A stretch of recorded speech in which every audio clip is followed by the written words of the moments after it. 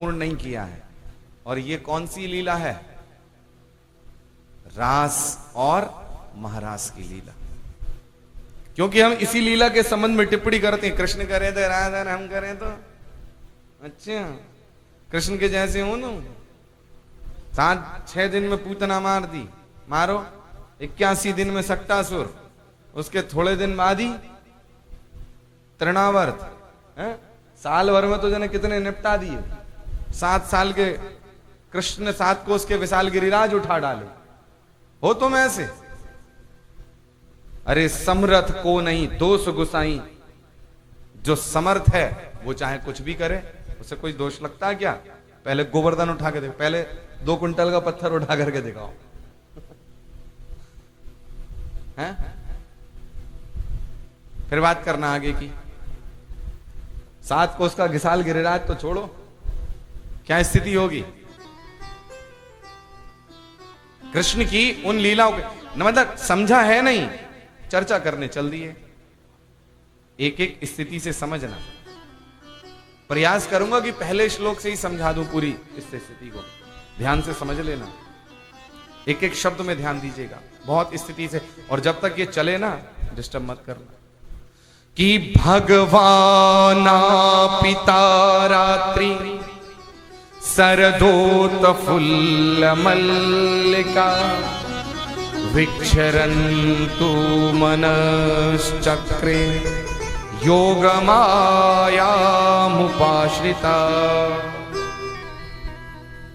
अर्थ समझ गए? बहुत सरल कर करके समझाया है। बोले भगवान नापी ता रात्रि, भगवान ने आज ता रात्रि उस रात्रि को बनाया है। कौन सी? बोले सरदोत फुल्ल मल्लिका, उस शरद की रात्रि को बनाया, उस शरद की पूर्ण चंद्रमा की रात्रि को बनाया जिसमें मल्लिका वैजंती सुंदर सुंदर भांति के विशिष्ट पुष्प खिल रहे। विक्षरन्तु मनश्चक्र, कैसे बनाया? मनश्चक्र, मन के चक्र के द्वारा। और ये रात किससे बनाई है? योग माया मुपाश्रिता। किससे बनाई? योग माया मुपाश्रिता। माया को समझ सकते हैं? ये माया क्या काम करती है? असद चीज को सत्य दिखाती है। जो चीज सत्य नहीं होती है उसे सत्य दिखाती है और सत्य से परे ले जाती है। इसीलिए जो इस माया में फंस गया उसे ये लीला में काम का दर्शन होता है, और जो इस लीला में नहीं फंसता, माया से परे हो जाता है, उसे भगवत्ता का दर्शन होता है। 2 दर्शन है, एक काम का दर्शन, एक भगवत्ता का दर्शन। जो माया में फंसा उसे काम दिखाई देगा, और जो भगवत्ता में चला गया, ईश्वर के निकट चला गया, उसे भगवत्ता का, ईश्वर का दर्शन होगा, ईश्वर का सानिध्य प्राप्त होगा। योग माया मुपाश्रिता। आपने ध्यान दिया होगा, कुंती की कथा को मैंने सुनाया था, और कुंती के ऊपर भगवान ने अपनी जब माया को किया, क्योंकि दुख मांग रही थी, विपदा संतु न तत्र तत्र जगत गुरु, विपत्तियों के पहाड़ दे दो। और भगवान ने क्या किया? हंस दिए बुआ की ओर। बुआ सब भूल गई थी। एक कलपात्र आया था, यशोदा कान पकड़ करके कहती थी कि मुंह खोल, और जो मुंह खोला सारा सिस्टम दिखाई दे गया। और जो दिखाई दिया तो लेट गई हाथ जोड़ करके पैरों में कृष्ण के, और स्तुति करिन जाए भय माना जगत पिता में सुत कल्याण। कहती है मेरा पिता तो जगत का बापू है, पिता है। भगवान ने सोचा फंस गई, ठीक करो, तो तुरंत हंसने लगे। तो सब भूल गई। पूछा हाँ क्या कह रही थी मैया? बोले कुछ नहीं कह रही, चल घर। तो योग माया मुपाश्रिता, ये तो माया ऐसी है जो सब कुछ विस्मृत कर देती है, फंसा देती है व्यक्ति को। और ये रात किससे बनी है?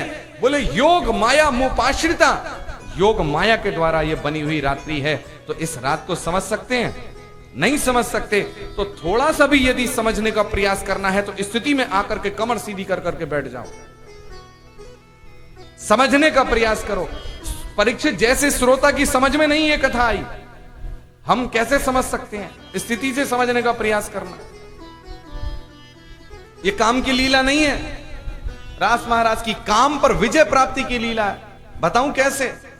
एक बार श्री नारद जी भ्रमण कर रहे थे और भ्रमण करते करते महाराज कामदेव ने नारद जी का दर्शन कर लिया। कामदेव ने जो नारद जी को देखा तो हाथ जोड़ करके कामदेव प्रणाम करने लगा। देवर्षि प्रणाम, जय हो नारायण। बोले अरे कामदेव तू हमसे दूर रह भैया, तेरे कारण एक बार फंस गए थे, बंदर बनना पड़ा था तेरे चक्कर में। बंदर बन गए थे ना, याद है कथा? याद होनी चाहिए। विश्व मोहिनी के चक्कर में पड़ गए थे, विश्व रोहिणी को पाने के चक्कर में। बोले सुंदर स्वरूप दे दो, तो बंदर का रूप दे दिया था। विश्व मोहिनी को पाना चाहते थे, भगवान ने कृपा की नारद के ऊपर। जानते हो हनुमान जी कौन है? 11वां रुद्र अवतार है, शिव अवतार है।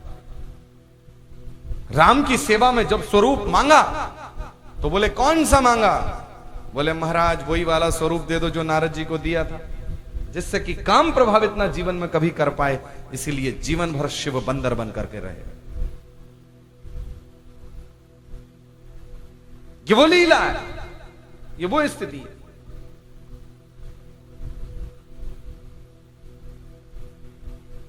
नारद जी बोले कि तेरे चक्कर में बंदर बन गए तो तू दूर से, तू हमसे दूर रहे, हमारे निकट मत आया कर, दूर से प्रणाम कर, दूर से प्रणाम कर।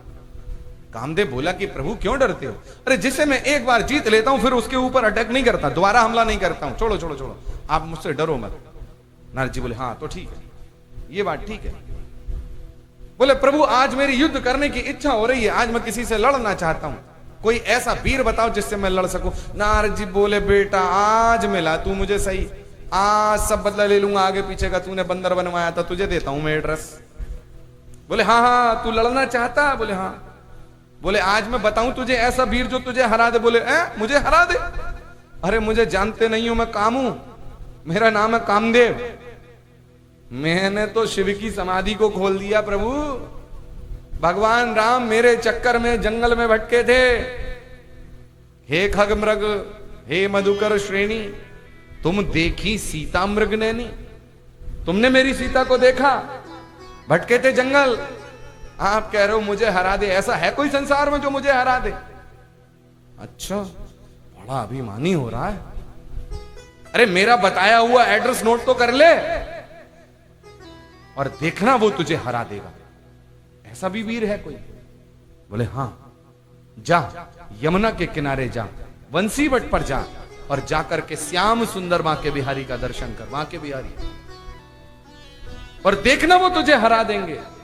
अच्छा कैसे पहचानूंगा? जरा पहचान बताओ। पूरी स्थिति नोट करा दी कि जाकर के पहचान लेना। बिहारी जी की पहचान बताई कि कस्तूरी तिलकम ललाट पटले वक्षस्थले कौस्तुभम नासाग्रे वरमुक्तिकं करतले वेणुकणे कंकड़म सर्वांगे हरिचंदनम सुललितम कंठे च मुक्तावली गोपास्त्री परिवेष्टितो विजयते गोपाल चूनामणि। लिख लिया लिख लिया लिख लिया लिख लिया लिख लिया, सब लिख लिया। हाँ यही पहचान है उनकी, जा करके देख लेना। बोले कस्तूरी तिलकम ललाट बटले, उनके सुंदर ललाट पर कस्तूरी का तिलक लगा होगा। बोले वक्षस्थले कौस्तुभम, उनके वक्षस्थल पर कौस्तुभ नाम की मणि लटक रही होगी। नासाग्रे वरमुक्तिकम, कानों में सुंदर मकराकृतिक कुंडल होंगे। अधरों पर जिनके वंशी होगी, पैरों में नुपुर होंगे। जा जाकर के पहचान लेना, यमुना के किनारे वंशी बट पर मिल जाएंगे। एड्रेस को नोट कर करके सीधे लोकेशन पर पहुंच गया कामदेव धनुष बाण लेकर। जाकर के श्याम सुंदर बिहारी जी का दर्शन किया और तुरंत पता मिलाने लगा। कस्तूरी तिलकम ललाट पटली, हाँ लगा तो है। वक्षस्थले कौस्तुभम, ये भी है। नासाग्रे वरमुक्तिकम, ये भी है। एक एक चीज मिलाने लगा। बोले हाँ यही है जो बताया था। बोले प्रभु जय सीताराम। बोले हाँ हाँ हाँ सीताराम सीताराम। बोलो कामदेव कैसे आए? अरे पहचान लिया आपने? अरे भैया हम तो सबको जानते हैं। मन की इच्छा कहो, क्या चाहते हो? बोले अच्छा, तो फिर मन की इच्छा भी जान ली होगी। हाँ हाँ, युद्ध करने आए हो, बोलो कैसा करोगे, कैसा युद्ध लड़ोगे। बोले आज तो हो नहीं सकता, अकेले खड़े हैं। कामदेव किसका सहारा लेता है? काम किसका सहारा लेता है? स्त्री का। बिना स्त्री के तो काम सहारा लेकर के हमला कर ही नहीं सकता। तो बोले आज तो अकेले हैं, आज तो हो ही नहीं सकता युद्ध। हाँ, अभी टाइम एक्यूरेट नहीं है, जाओ, टोटल टाइम तुम्हारा, और तब होगा तुमसे युद्ध। बोले कब होगा? बोले सुंदर शरद की रात्रि होगी, सुंदर सुंदर गोपियों का सन्निकट होगा, और यही वाला वंशी वट होगा, और यमुना का तट होगा, और तब तुमसे युद्ध होगा। बोला चाहते कैसा हो? किले की लड़ाई चाहते हो कि मैदान की लड़ाई चाहते हो? बोला प्रभु जी किले की लड़ाई क्या है? बोले किले की लड़ाई है स्त्री और पुरुष के आपसी संबंधों का सहारा, माने पति पत्नी। ये किला हो गया, एक संबंध हो गया। तो ये तो एक बंद स्थिति के अंदर भी हो सकता है, किले में घर के अंदर बंद हो सकता है। वो बोले मैदान वाली? बोले वो तो खुले में होती है सबके सामने। बोले हाँ, तो यही वाली तो लड़नी है। अरे बंद वाली में क्या आनंद आएगा? दुनिया देखे तभी तो कुछ बात होगी। बोले ठीक है, जाओ खुले के अंदर मैदान, मैदान में होगी लड़ाई, जाओ, अभी टाइम नहीं है, क्योंकि टाइम की बलि बलिहारी है। समय बहुत अनुकूल होना चाहिए। समय की स्थिति को नहीं जांचा तो स्थिति गड़बड़ हो जाती है। समय की पहचान होना बहुत जरूरी है। प्रातः कहा गया? बोले सुबह जल्दी उठा करो। बोले महाराज हम तो रोज जल्दी उठते हैं 4 बजे। बोले क्या करते हो? बोले सुबह उठ के सबसे पहले गोबर गिरते, फिर कुट्टी काटते हैं, फिर सन्नी करते हैं, फिर धान निकालते हैं। बोले फिर चाय पीते हैं। ये सब करने के लिए सुबह जल्दी उठे थे। सुबह उठ करके क्या करना चाहिए? सुबह उठ करके ईश्वर का चिंतन करना चाहिए, भगवान के निकट बैठना चाहिए, उपवास करना चाहिए, प्राणायाम करो, योग अभ्यास करो। सुबह उठते ही गोबर गणेश बना दिया। बोलो वृंदावन बिहारी लाल की। बहुत समझना, बिल्कुल स्थिति में हंसो हंसाओ ठीक, लेकिन आप वापस जाना, तभी सुनाऊंगा इस लीला को, और स्थिति से कान खोल दूंगा, वरना नहीं समझाऊंगा। समय की स्थिति को पहचानना नितांत आवश्यक है। एक कथा सुनाऊं आनंद की, थोड़ा सा आनंद ले लो, फिर कथा में वापस लाता हूं। एक बार एक सेठ जी थे, वो महाराज उनके गुरुजी थे, वो हिमालय पर रहा करते थे। एक बार वो सेठ जी अपने गुरुजी के पास पहुंच गए और जाकर के गुरुजी को निवेदन किया कि गुरुजी बहुत दिन हो गए आप हमारे घर नहीं आए। जून का महीना था। बोले अरे भैया तू क्यों मुझे अपने साथ लेकर के जाने की जिद करता है? मुझे यहीं रहने दे, वहां मैदानों में बहुत गर्मी होगी, मैदान में बहुत गर्मी होगी, मुझे यहीं रहने दे, मैं यहीं रहना चाहता हूं। बोले अरे ना ना ना गुरुजी आप चिंता मत करो, मैं आपको गर्मी का आभास नहीं होने दूंगा, मैं गर्मी नहीं लगने दूंगा, बस आप मेरे साथ चलो। महाराज सेठ जी एसी गाड़ी में बैठा करके गुरुजी को घर ले आए, और लाते ही क्या कहा घर में कि कमरा धुलवाओ, पोछा लगवाओ, चारों ओर से बर्फ की सिल्लियां लगा दो, ठंडा ठंडा शरबत गुरुजी को पिलाओ। अरे महाराज गुरुजी तो प्रसन्न हो गए, वाह भैया वाह, तूने तो यही हिमालय बना दिया, प्रसन्न हो गए। अब सेठ जी का एक मुनीम था, महाराज सारी घटना को, सारी स्थिति को देख रहा था। सेठ जी के मुनीम ने सोची लाख में गरीब सही, लेकिन जब कभी मेरे गुरुजी आएंगे तो सेवा ऐसी करूंगा जैसी सेठ जी ने की है। सारी स्थिति को देख रहा था, सब नोट कर रहा था। अब महाराज थोड़े दिन बाद समय निकले और 6 महीने आगे बढ़े, पूस का महीना आया। अब मुनीम जी के गुरुजी आ गए घर पे। मुनीम जी के गुरुजी आए, मुनीम जी बोले कमरा धुलवाओ। गुरुजी बोले अरे भैया क्या कर रहा है? अरे इतनी ठंड है कि कमरा धुलवा रहा। बोले पोछा लगवाओ। अरे भैया मान जा, क्या करने वाला? बोले बर्फ की सिल्लियां लगा दो चारों तरफ से, ठंडा ठंडा शरबत पिलवाओ गुरुजी। गुरुजी बोले अबे भैया ये क्या करेगा, क्या मरवा करके छोड़ेगा? अब ऐसी जगह में रात में गुरुजी रहें तो बोलो सुबह गुरुजी उठेंगे या उठाना पड़ेगा? उठ ही जाएंगे। तो समय की बलिहारी है, समय की स्थिति को पहचानो। सेठ जी के गुरु कब आए थे?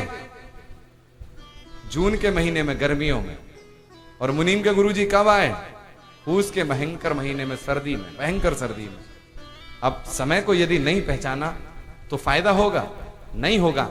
तो समय की बहुत बलिहारी है, समय अनुकूल होना चाहिए। इसीलिए भगवान ने रास और महाराज के जब अनुकूल समय को देखा तब आज उस रात्रि को बनाया है। और एक बहुत ध्यान देना, कल मैंने आपको एक कथा सुनाई थी, गोपियों के चीर हरण वस्त्र लीला। ध्यान है, वहां ब्रज की गोपियां थी। बहुत ध्यान से समझिएगा, एक एक पॉइंट को जोड़ रहा हूं मैं। ब्रज की सारी गोपियां माता कात्यायनी का पूजन करती थी। सवेरे 4 बजे उठ करके यमुना जल स्नान करने जाती थी और भांति भांति से पूजन किया करती थी और एक मंत्र जपा करती थी। क्या कहती थी? कि कात्यायनी महामाये महायोगिन्यधीश्वरी नंद गोप सुतम देवी पति, क्या पति में ते कुरुते नमः। हे माता कात्यायनी, आप सभी योगियों की अधीश्वर हैं। हम आपकी पूजा कर रही हैं, हमें फल के स्वरूप में क्या चाहिए वो सुन लो। बोले नंद गोप सुतम देवी। वो नंद ग्वाल का जो सुत है माने बेटा, सुत माने बेटा। नंद गोप सुतम देवी, बोले पति में ते कुरते नमा, उसे पति के रूप में हमें दे दो। भगवान मिले थे एक बार इन गोपियों को, बोले क्यों कात्यायनी का पूजन करती हो? मैं जानता हूं। और तुम सब पति के रूप में मुझे पाना चाहती हो? मैं ये भी जानता हूं, लेकिन तुम सबको मिल सकता हूं क्या? बोले नहीं मिल सकता। लेकिन ध्यान दो, तुम्हारी कामना पूर्ति के लिए तुम सबको मैं एक रात दूंगा, एक रात तुम्हारी सबकी कामना पूर्ति के लिए दूंगा। वहां भगवान ने सब गोपियों को वचन दिया था कि एक रात्रि तुम्हें भी दूंगा। तो आज ये गोपियों के वचन को पूरा करने के लिए और कामदेव से युद्ध करने के लिए, क्योंकि गोपियों का सन्निकट भी तो चाहिए ना कामदेव को हराने के लिए, तो दोनों को एक ही टारगेट पर बुलवा लिया। बोले भैया तुम भी आ जाना, तुम्हारी भी कामना पूर्ति हो जाएगी, और बेटा तुम भी चेक कर लेना आकर के, क्या तुम जीत सकते हो, तुम भी देख लेना। तो दोनों को मिलाकर के एक ही स्थान पर एक जगह बुला लिया। और आज जो रात्रि बनाई है, अब ये श्लोक महाराज फिर से आ गया कि भगवान पिता रात्रि शरदोत फुल्ल मल्लिका विक्षरन्तु मनश्चक्रे योग माया मुपाश्रिता। आ गया भगवान पिता रात्रि। भगवान ने एक रात्रि को बनाया जो शरदोत फुल्ल मल्लिका, शरद की सुंदर रात्रि है। पूर्ण चंद्रमा महाराज जब देखा तो तुरंत भगवान को याद आ गया। जैसे ही पूर्व दिशा की खिड़की को खोला, पूर्ण चंद्रमा का दर्शन किया, चंद्रमा में राधा रानी का दर्शन किया। अरे मैंने गोपियों को वचन दिया था कि गोपियों एक रात्रि तुम्हारी कामना पूर्ति के लिए तुम्हें दूंगा। आज वो रात्रि है। आज भगवान ने स्वयं अपना श्रृंगार किया और केसर की क्यारियों से होते होते महाराज भगवान बंसीवट पर पहुंच गए, जो एड्रेस बताया था कामदेव को। और जाकर के भगवान ने अपनी बंसी को स्थापित किया, पीताम्बरी को बिछा करके। पहले पीताम्बरी बिछाई और फिर बंसी रख दी। और फिर भगवान बंसी को कहते हैं कि अरे बंसी, मैंने तेरी अपने इस जीवन में बहुत सेवा को किया है, तेरी बड़ी सेवा मैंने अपने जीवन में की है। बंसी बोली, आपने मेरी सेवा की?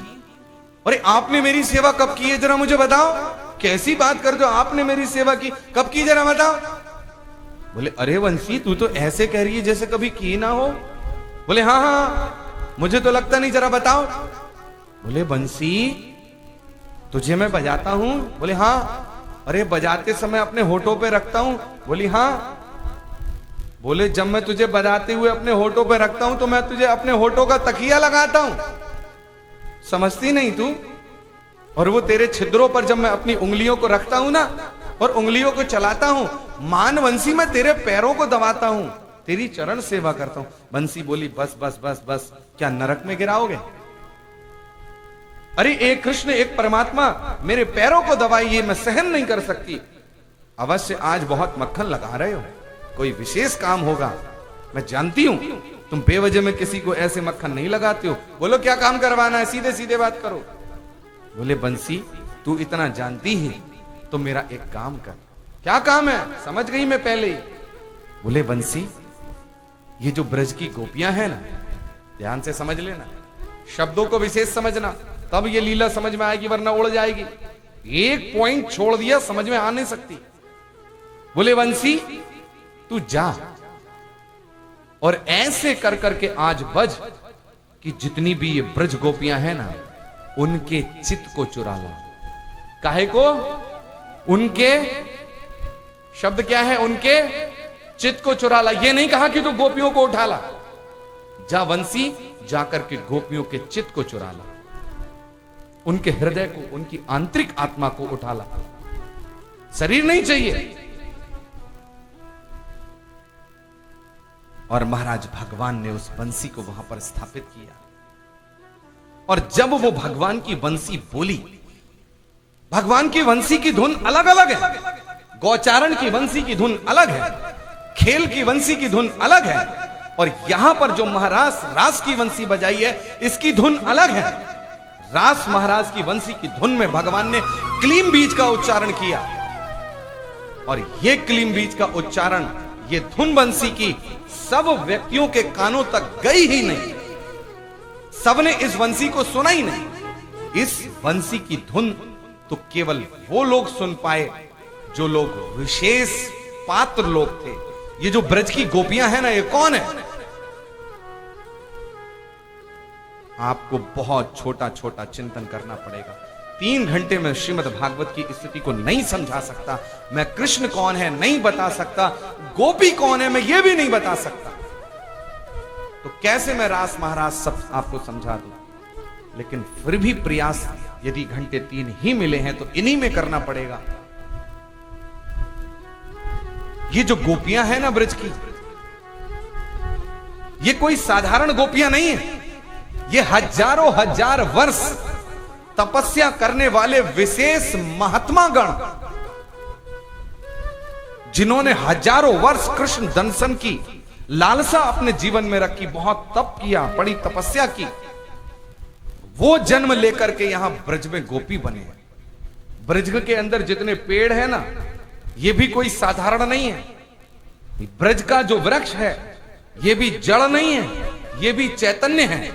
इसीलिए तो कहा गया कि वृंदावन के वृक्ष को मरम न जाने कोई, डाल डाल और पात पात श्री राधे राधे हो।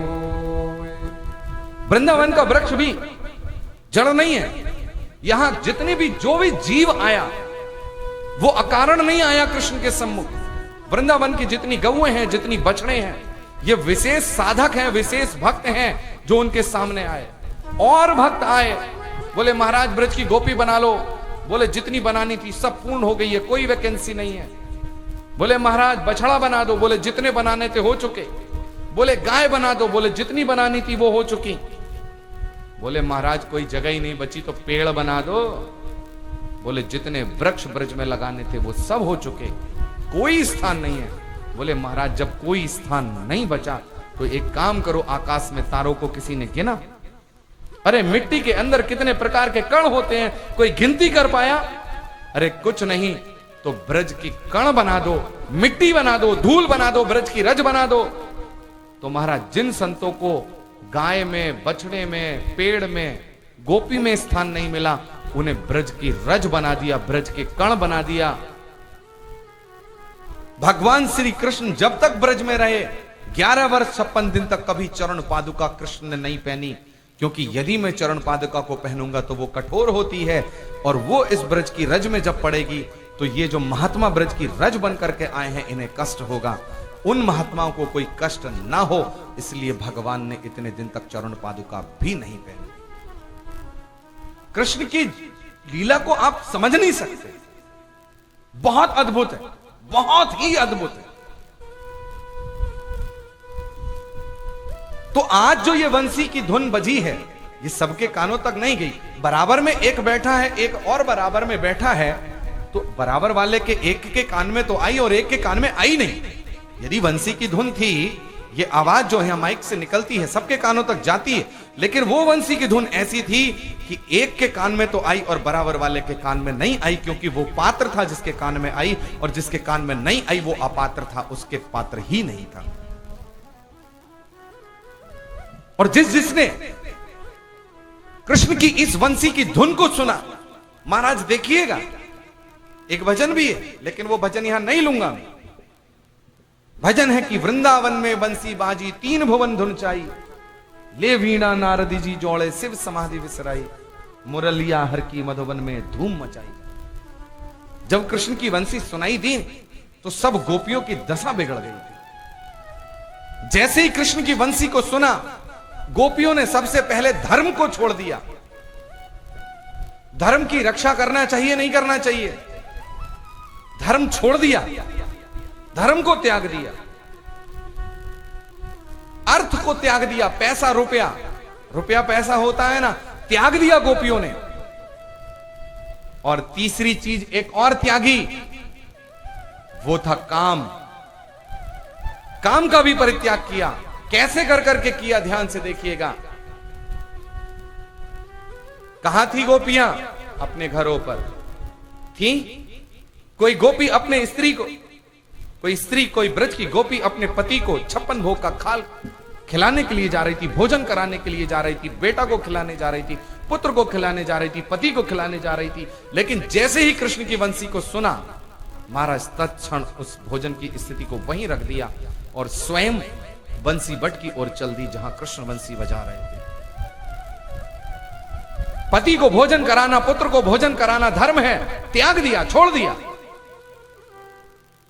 पति पुत्र की सेवा करना धर्म है, धर्म को छोड़ दिया, कृष्ण के पास पहुंच गई। कोई गोपी दूध दो रही थी। ब्रज की करेंसी, धन क्या था? दुग्ध दोहन। दूध है तो अर्थ है, दूध है तो पैसा है। गोपी जैसे ही दूध दो रही थी और कृष्ण की बंसी जैसे ही सुनाई दी, तुरंत बीच में छोड़ दिया और सीधे बंसी बट पहुंच गई। क्यों? बीच में क्यों छोड़ा? क्योंकि अभी हृदय के अंदर ईश्वर को पाने की आलालसा जगी है। यदि थोड़े समय, यदि तुरंत नहीं गए, तो क्या पता दोबारा से मोह आक्रमण कर दे, और फिर यदि मोह आ गया तो फिर दोबारा इच्छा हो भगवान के पास जाने की या ना हो। तो इसीलिए अब इच्छा जगी है, तो गोपियों ने एक क्षण विचार नहीं किया और सीधे चली गई। अर्थ को त्याग दिया, पैसे को त्याग दिया। गोपियों ने काम को त्याग दिया। यदि गोपियों के अंदर कामेच्छा होती तो बहुत आंतरिक रहस्य से समझिएगा, क्या अपने पतियों को गोपियों ने छोड़ा होता? यदि कामेच्छा होती, काम भावना होती, तो गोपी घर छोड़ करके ही न गई होती, अपने घर अपने पति के साथ रही होती। साहित्यिक ग्रंथों में वर्णन आता है, कृष्ण की वंशी को सुनकर के तो गोपियों की दशा बिगड़ गई थी। कैसे बिगड़ गई थी? महाराज जैसे ही कृष्ण की वंशी को सुना तो सारे गोपियों के श्रृंगार उल्टे सीधे हो गए थे। कर में पायल, पायल कहां पहनी जाती है? कहां पहनी जाती है पायल? पैरों में। और कहां पहन ली? बोले कर में पायल। बोले बिंदी कहां चिपकाई जाती है? माथे पर। बोले बिंदी कपोल चिपकाई, बिंदी गाल पे लगा ली। नैन महावर, महावर कहां लगाई जाती है? पैरों पे। बोले नैन महावर पग अंजन, और पैर में काजल और नैनों में महावर लगा ली।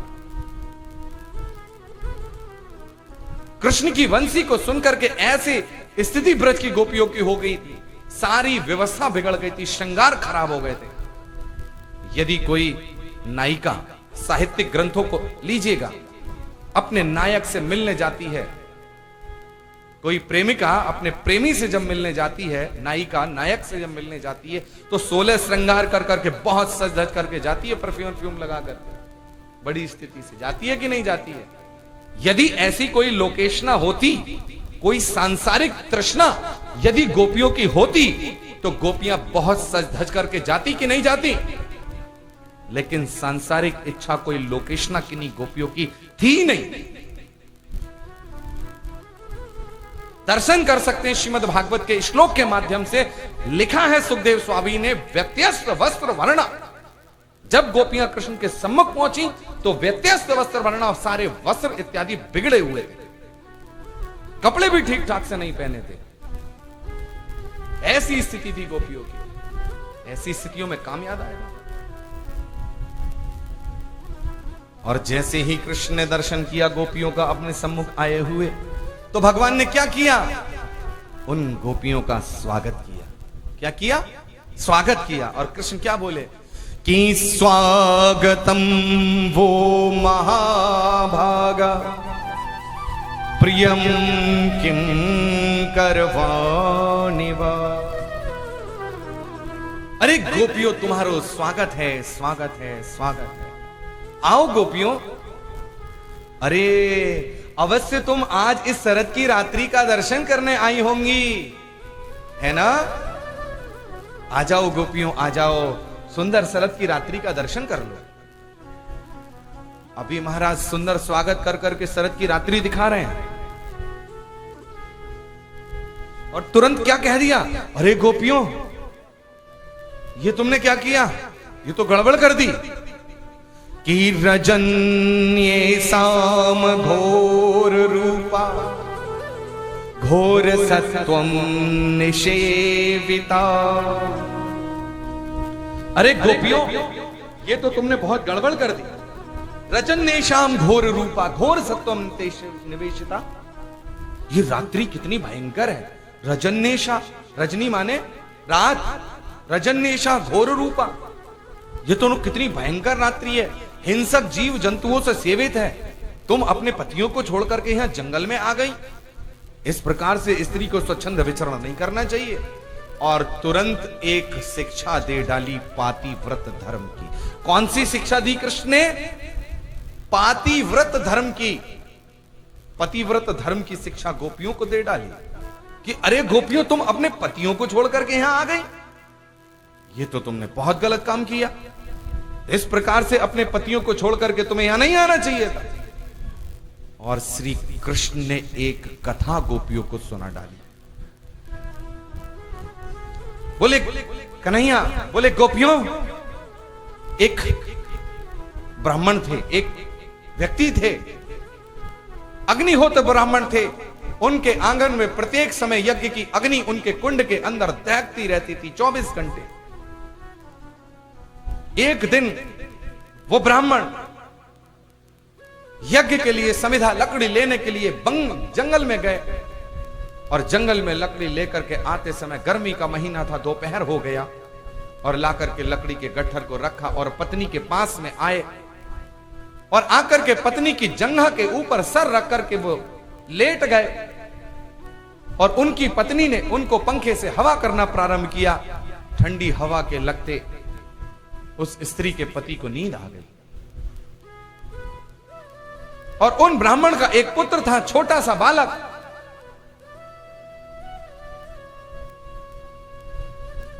और जब वो स्त्री अपने पति की सेवा कर रही थी, हवा कर रही थी, उस समय उस स्त्री का वो पुत्र, उन ब्राह्मण का वो बालक धीरे धीरे चलता हुआ, दहकते हुए उस अग्निकुंड की ओर जाने लगा। उस स्त्री ने पति की सेवा करते हुए देखा कि उसका वो छोटा सा बालक अग्निकुंड की ओर बढ़ रहा है, कहीं अग्निकुंड में ना गिर जाए, ऐसा विचार उसके मन में आने लगा। लेकिन उसने देखा कि उसकी जंघा पर तो उसके पति का सर रखा है और वो पति की सेवा कर रही है। दो मार्ग थे, एक तो या तो वो अपने पति की सेवा को बीच में तोड़ दे, जाकर के पुत्र की रक्षा को कर ले, या फिर पति की सेवा को ही करती रहे। गोपियों, अपने उस पुत्र को उस स्त्री ने जाने दिया कि यदि ये बालक अग्नि में गिरता है तो गिर जाए, मेरा पातिव्रत धर्म नष्ट नहीं होना चाहिए। और वो स्त्री अपने पति की सेवा करती रही, और धीरे धीरे उसका वो बालक चलते चलते दहकते हुए उस अग्निकुंड के अंदर देखते ही देखते गिर गया। और गोपियों, जैसे ही वो बालक गिरा, उस स्त्री ने अपनी आंखों को बंद कर लिया और अपने पति की सेवा करती रही, पंखे को झलती रही।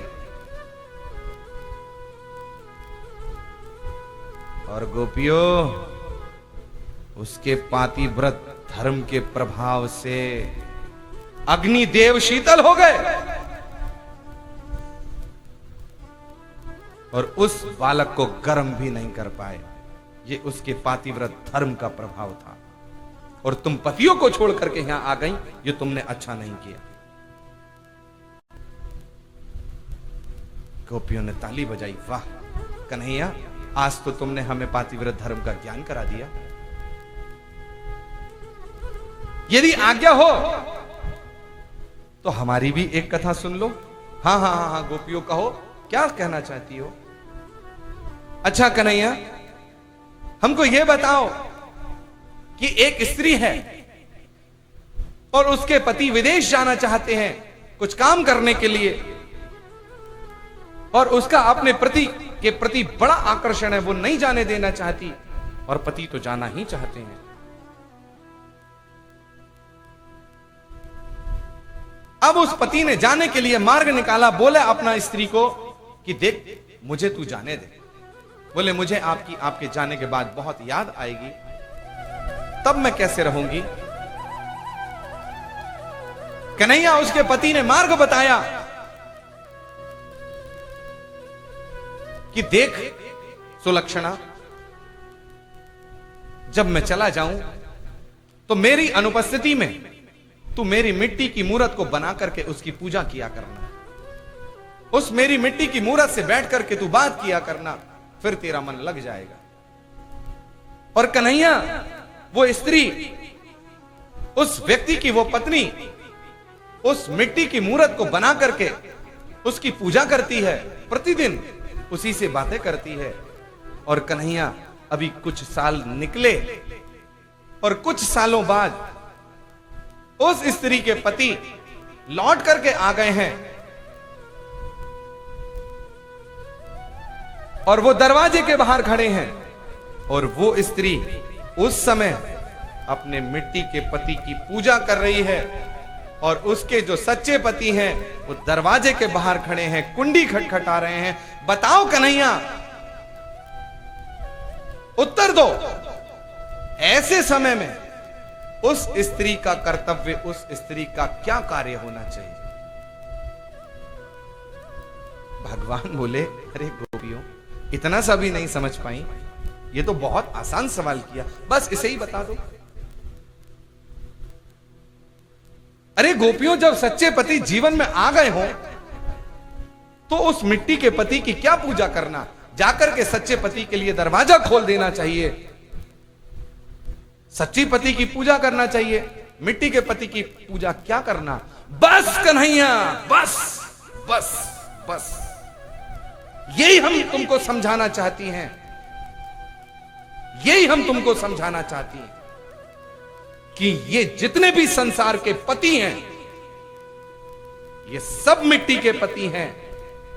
कि क्षिति जल पावक गगन शरीरा, हो क्षिति जल पावक गगन शरीरा, पंच रचित यह अधम शरीरा, पंच रचित यह अधम शरीरा।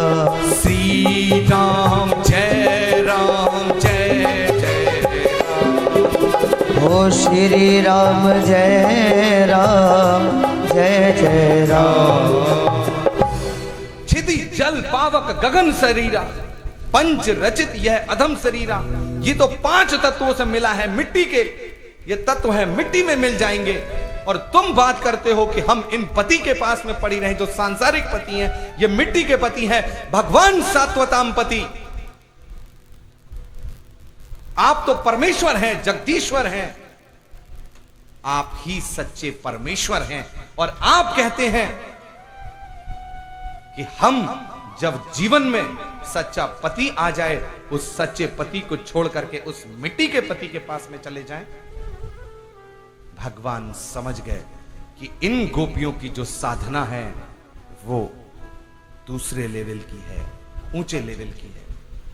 भगवान ने कहा, कहो गोपियों, फिर क्या चाहती हो। समझिएगा शब्दों को। गोपियां बोली हैं भगवान को कि कन्हैया, आज हमको आप अपने अधरा अमृत से सींच दो। आहा, निकल करके आ गई। अरे महाराज जी, इतनी देर से ऐसी कथा सुना रहे थे, कह दी ना गोपियों ने अपने अधरा अमृत से सींच दो। आपने शब्द को स्थिति से नहीं समझा। शब्द को यदि समझ ले तो फिर टिप्पणी ऐसी नहीं करेंगे। अधरा अमृत क्या है, शब्द को दीजिए। आधरा, धरा माने पृथ्वी, और आधरा माने जो इस पृथ्वी पर न मिलता हो। आधरा, जो इस धरा पर ना हो, और जो इस धरा पर ना हो, ऐसा अधरा अमृत किसके पास ही हो सकता है? ईश्वर के। हे कन्हैया, आज अपने अधरा अमृत से हमारा सिंचन कर दो। फिर भगवान ने गोपियों के मध्य में किया है रास। क्या किया? रास। और उस रास में गोपियों को हो गया अभिमान कि देखो हमारे भाग्य, जो परमेश्वर सारे संसार को नचाता है, आज हम उसे नचा रही हैं। आज वो हमारे कारण नाच रहा है। गोपी आई और आकर के कहती है कृष्ण को कि कन्हैया, मेरे पैरों में बहुत दर्द हो गया है, जरा मेरे पैरों को दबा दो। अच्छा, तुम्हारे पैरों को मैं दबा दूं। गोपी कहती है मुझको बहुत प्यास लग रही है, मैं थक गई हूं, मेरे लिए यमुना से जल भर करके ला दो। अच्छा, जल भर करके लाऊं? कहती है मुझको चलते चलते बहुत गर्मी लग रही है, थोड़ी सी हवा कर दो। अच्छा, तुम्हारे लिए मैं हवा करूं? महाराज, जब भगवान ने गोपियों की विभिन्न विभिन्न स्थितियों की कामनाओं को देखा तो भगवान उन गोपियों के मध्य से अंतर्ध्यान हो गए। और रात की अवस्था थी, बहुत ध्यान देना, बड़े आनंद की भी लीला है महाराज। समय क्या था? रात का। और भगवान कितने थे? एक। गोपियां कितनी थीं? हजारों। और भगवान कहां थे?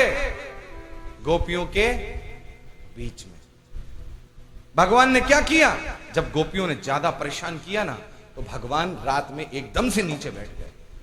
अब बहुत सारी भीड़ हो और एकदम कोई व्यक्ति नीचे बैठ जाए रात में, तो क्या होगा? दिखाई देगा? नहीं दिखाई देगा। भगवान ने भी यही किया। और नीचे ही बैठते भगवान ने क्या किया कि पास में जो गोपी थी उसकी चूनर को पकड़ा, खींच लिया। अब इतनी सारी गोपियां आपस में टकराई हुई खड़ी हो, कोई चूनर खींच ले नीचे बैठकर अंधेरे में रात के, तो देख सकता कोई? नहीं देख सकता। और भगवान ने चूनर को खींचा और खुद ओढ़ी और सीधे खड़े हो गए। दूसरे कोई चूनर को खींच सकता? जिसकी खींच गई हो वो भी नहीं खींच सकता, क्योंकि दूसरा वाला तो ओढ़े खड़ा है। क्या पता इसी की हो, मेरी नीचे गिर गई हो किसी के पैर में फंसकर। उस गोपी ने हिम्मत नहीं की जिसकी चूनर खिंच गई कि देख भी ले। और भगवान गोपियों की चूनर को ओढ़ करके उन्हीं के बीच में खड़े हो गए।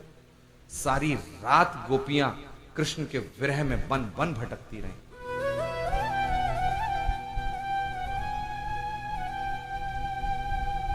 भगवान भी उन गोपियों के साथ साथ घूमते रहे। और गोपियों की ऐसी विरह अवस्था हो गई कि कृष्ण अन्वेषणम तत्परा, उन्होंने कृष्ण का अन्वेषण करना प्रारंभ कर दिया। कोई गोपी किसी गोपी के ऊपर चढ़ करके बैठ गई, गले को पकड़ लिया, बोले देखो मेरा दर्शन कर लो, मैंने पूतना मार डाली, मैं कृष्ण हूं। किसी गोपी ने अपनी चूनर को लिया, सीधा कर दिया, हाथ नीचे लगा दिया, बोले देखो मैंने गिरिराज उठा लिया, मैं कृष्ण हूं, आकर के मेरा दर्शन करो, मैं कृष्ण हूं। कृष्णो हम कृष्णो हम कृष्णो हम, कृष्ण मैं हूं कृष्ण मैं हूं कृष्ण मैं हूं, आओ मेरा दर्शन करो, ऐसा भाव। कृष्ण का दर्शन जब गोपियों ने नहीं पाया तो बहुत सुंदर श्रीमद् भागवत में गोपी गीत गोपियों ने गाया कि जयति तेधिकम जन्मना प्रजा स्रयत हिंदरा सस्त्वदात्र हि। दयत दृश्यता देक्षुतावका। घड़ी मुझे सूचना दे रही है कि थोड़ी देर में आरती का समय होने वाला है। अभी तो मथुरा में कंस के पास तक हम नहीं पहुंचे हैं, अभी रास चल रहा है, फिर महारास आएगा। कथा हो सकती है पूरी, विचार कर लेना। अब स्थिति से बैठेंगे आधा घंटा, कमर सीधी कर करके। लीला अच्छी लग रही थी? हाँ, ये लाइट ने थोड़ा सा विघ्न डाल दिया, वरना लीला बहुत अच्छी आप लोगों ने श्रवण की, आप सभी ने। मैं आप सभी का तहे दिल से हार्दिक धन्यवाद करता हूं, आपने इस कथा को इतने प्रेम से सुना। और थोड़ा सा प्रेम से सुनिए, और स्थिति में लाता हूं। गोपियों ने सुंदर 19 श्लोकों के इस गोपी गीत को गाया।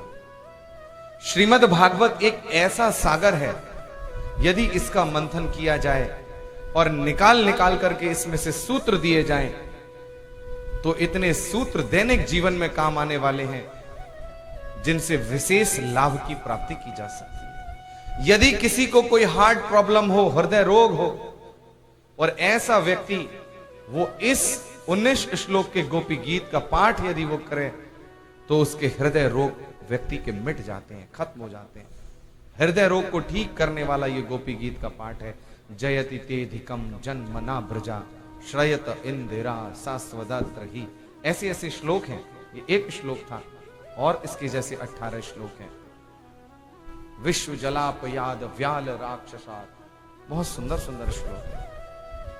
और गोपियां इन श्लोकों को गा रही हैं और रोती हुई चली जा रही हैं कि इति गोप्य प्रगायन्ता प्रल्पन्त्यन्तश्चित्रधा रुरुदु सुस्वरं राजन कृष्ण दर्शन लालसा। क्यों रो रही हैं? रुरुदु सुस्वरम, रुरुदु सुस्वरम राजन कृष्ण दर्शन लालसा।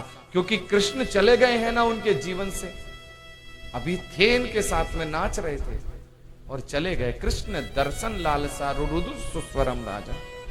स्वर में रो रही हैं, आपस में स्वर से स्वर मिलाकर। माताएं भी बहुत रोती हैं स्वर से स्वर मिलाकर के। जब कहीं जाती है ना, कोई चला जाता तो इतना सुंदर रोती हैं, जाकर के गेट से रोना चालू करती है, और जैसा वो पहले वाली रो रही होती है, बिल्कुल उसके जैसे रोती है। हाँ, रुरुदु सुस्वरम राजा कृष्ण दर्शन लाल। वो गोपी बहुत चालाक होती है, वो दूसरी वाली जो संसार की है, वो मुंह ढक लेती है, रोती राती कुछ नहीं है, तो शोर मचाती है। वरना इतनी जल्दी थोड़ी सी देर में शांत कैसे हो जाएगी? और महाराज ऐसे रोती है जैसे कि बस सब कुछ इसी का चला गया।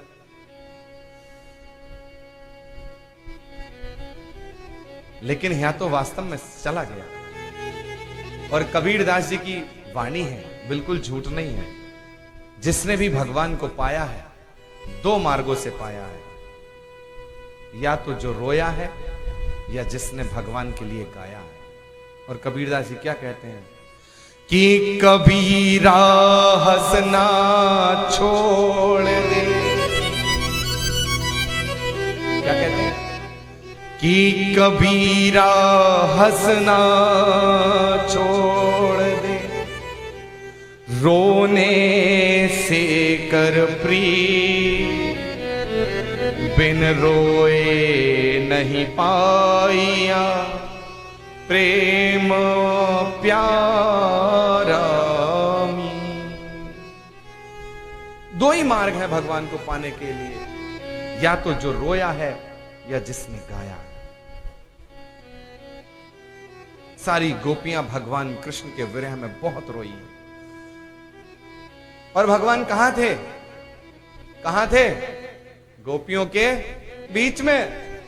और जब भगवान ने इतना रोते देखा कि बोले भाई अब तो ये वास्तव में बहुत परेशान हो गए, तो फिर क्या किया कि तासामा वीर भूर छौरी स्थामान मुखाम्बुजा। क्या किया? तासाम आबा वीर भूर छौरी, जो वस्त्र वो जो चुन्नी ओढ़ रखी थी वो बीच में से हटा करके नीचे गिरा दी। स्मयमान मुखाम्बुजा, और अपना मुंह बाहर निकाल दिया। और जैसे इन मुंह बाहर निकाला तो तासाम आबी वीर भूर छौरी तासाम मध्य, भागवत में लिखा है। श्लोक का दर्शन करिए, श्लोक से ही भागवत को समझ सकते हैं, वरना हिंदी की स्टोरी तो कुछ भी कह सकती है कि तासाम मध्य आबी भूर छौरी, उनके बीच में से प्रकट हो गए। बीच में से कोई ऐसे कैसे प्रकट हो जाता? बीच में ही तो था, तभी तो बीच से प्रकट हुआ। गाया भी बीच में हुआ था। वस्त्र ओढ़ लिया था, वस्त्र हटाया, बाहर निकल आया। और अभी तक भगवान ने किया था रास, और अब प्रत्येक दो गोपी के मध्य में एक कृष्ण आ गया। इधर भी गोपी और इधर भी कृष्ण, बीच में कृष्ण। और प्रत्येक गोपी को लगता क्या है? बोले ये कृष्ण मेरे ही साथ है, लेकिन दो के साथ एक था। इधर वाली को भी ऐसा लगता है ये मेरे साथ है, इधर वाली को भी ऐसा लगता है ये मेरे साथ है। और अभी तक भगवान ने किया था रास, और अब भगवान ने क्या किया? महारास। और जिस महाराज का दर्शन करने के लिए कैलाश से कौन आए थे? भगवान शिव आए थे। दर्शन करेंगे कि एक दिना भोला भंडारी बन के सुंदर नारी की ब्रज में आ गए, वृंदावन आ गए हैं। एक दिना भोले भंडारी बन करके ब्रज नारी वृंदावन आ गए हैं, वृंदावन आ गए हैं। पार्वती जी मना के हारी, ना माने त्रिपुरारी वृंदावन आ गए हैं। हो वृंदावन आ गए हैं। ओ पार्वती जी मना के हारी, ना माने त्रिपुरारी वृंदावन आ गए हैं, वृंदावन आ गए हैं।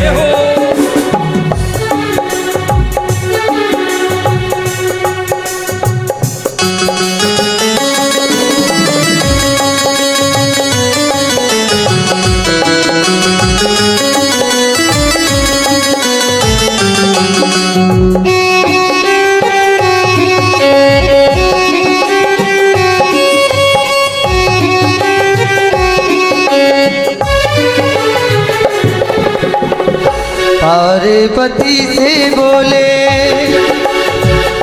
मैं भी चलूंगा तेरे संग में, तेरे संग में। पार्वती से बोले मैं भी चलूंगा तेरे संग में, तेरे संग में। राधा संग श्याम नाचे मैं भी नाचूंगा तेरे संग में, तेरे संग में। राधा संग श्याम नाचे मैं भी नाचूंगा तेरे संग में, तेरे संग में। रास रचेगा ब्रज में भारी, रास रचेगा ब्रज में भारी। हमें दिखाओ प्यारे वृंदावन आ गए हैं, वृंदावन आ गए हैं।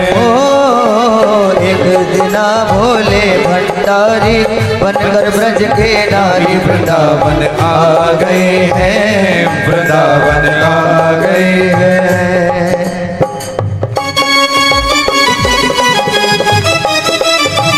जय हो।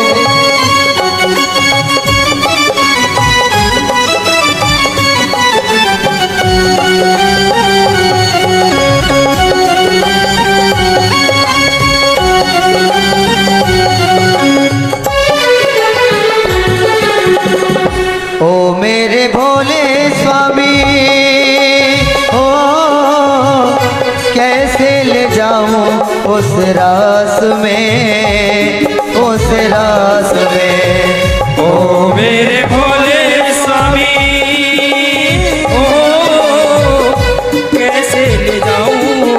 रास में, उस रास में। मोहन के सिवा ना कोई हो, पुरुष न जाए उस रास में, उस रास में।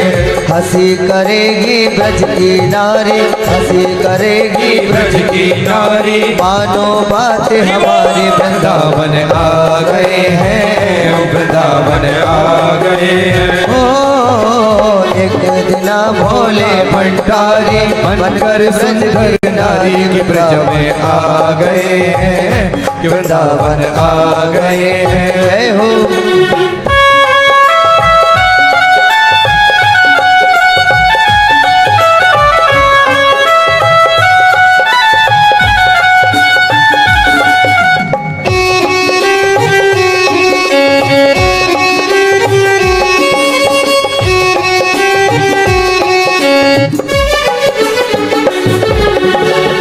ऐसा बना दो मुझको हो, कोई न जाने इस राज को, इस राज को। ऐसा बना दो मुझको, ओ कोई न जाने इस राज को, इस राज को। ये है सहेली मेरी हो, ऐसा बताना ब्रजराज को, ब्रजराज को। ये है सहेली मेरी, ऐसा बताना ब्रजराज को, ब्रजराज को। लगा के जोड़ा पहन के साड़ी, चाल चले मत बाली वृंदावन, चाल चले मत बाली वृंदावन आ गए हैं, वृंदावन आ गए हैं। ओ एक दिना भोले भंडारी बनकर ब्रज की नारी वृंदावन आ गए हैं, वृंदावन आ गए हैं। और देखा मोहन ने उनको हो, समझ गए वो सारी बात को, सारी बात को। देखा मोहन ने उनको, समझ गए वो सारी बात को, सारी बात को। ऐसी बजाई बंसी सुधि बुद्धि भूले भोलेनाथ हो, भोलेनाथ हो। खिसक गई जब सर से साड़ी, खिसक गई जब सर से साड़ी, मुस्काए गिरधारी वृंदावन आ गए हैं, वृंदावन आ गए हैं। एक दिना भोला भंडारी बनकर सुंदर नारी के ब्रज में आ गए हैं, वृंदावन आ गए। और ओ मेरे भोले स्वामी हो, तब से गोपेश्वर तेरा नाम है, तेरा नाम है। ओ मेरे भोले स्वामी, तब से गोपेश्वर तेरा नाम है, तेरा नाम है। ओ मेरे भोले बाबा, तब से वृंदावन तेरा नाम है, तेरा नाम है। तारा चंद्र कहे त्रिपुरारी, तारा चंद्र कहे त्रिपुरारी, रखियो लाज हमारी, वृंदावन आ गए हैं, वृंदावन आ गए हैं। ओ एक दिना भोला भंडारी बनकर सुंदर नारी की ब्रज में आ गए हैं, वृंदावन आ गए हैं, वृंदावन आ गए हैं, वृंदावन आ गए हैं। बोलिए गोपेश्वर महादेव की जय हो। रास बिहारी सरकार